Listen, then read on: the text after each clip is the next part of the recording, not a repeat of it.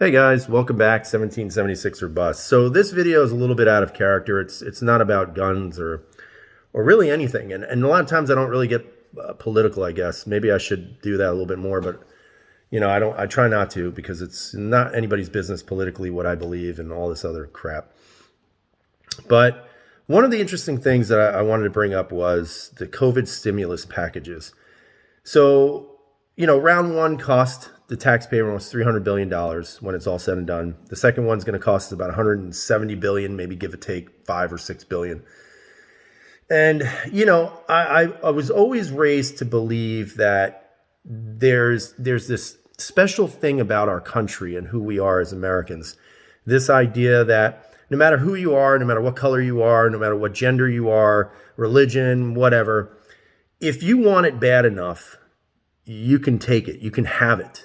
But you've got to work extremely hard for it, because if you don't work hard for it, there's not going to be a line with somebody there saying, here you go.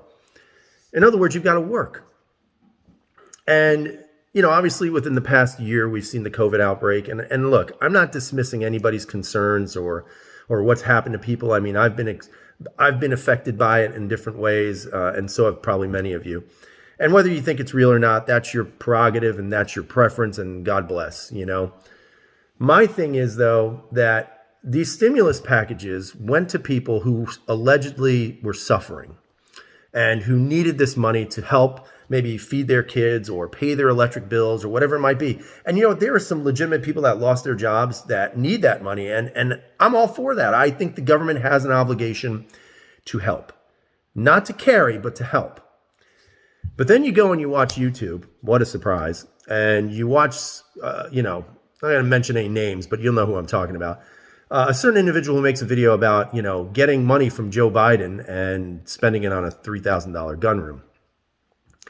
And I sat back and I said, you know what, that's pretty ironic. And it's actually pretty hypocritical too. People talk about the government saying the government shouldn't do this and they're overreaching here. But as soon as the government wants to cut you a check, the hand goes out and you say, oh, I'll take your money. But I think it was kind of ballsy to say that the president gave you that money when in fact it was the taxpayers. I mean, we're talking almost $500 billion in relief funds that were directly paid by the government. And so then I think about my situation. Like, I've been very blessed. I've worked so hard my whole life. I've been fortunate because I've had lucky breaks and I've had not so lucky breaks. But I've been able to do things with my life that I never thought I was going to be able to do. I've got just a great family. I got so many things, and it wasn't through luck, I guess. I guess it was through a lot of hard work, which is what I was raised on. And so I never take for granted anything I have or what I've been able to accomplish. And there's been quite a bit of accomplishments, I'm not going to lie. But at the same time, when I hear somebody like that talk, it really irritates me because that money that you're getting is money that I paid into the system, and so have many of you.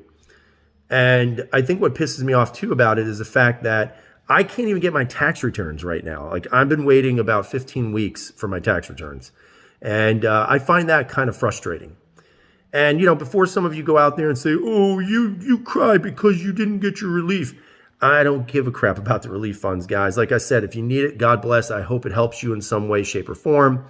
For those of you who have scammed the system, I have no sympathy for you at all, and I hope you get what you get through karma. But at the same time, I'm blessed, man. I didn't need those funds. And I would only say that I'm kind of getting to the point where I'm getting sick and tired of people saying we have a democracy and all this other nonsense. We do not have a democracy here, people. We have a constitutional republic.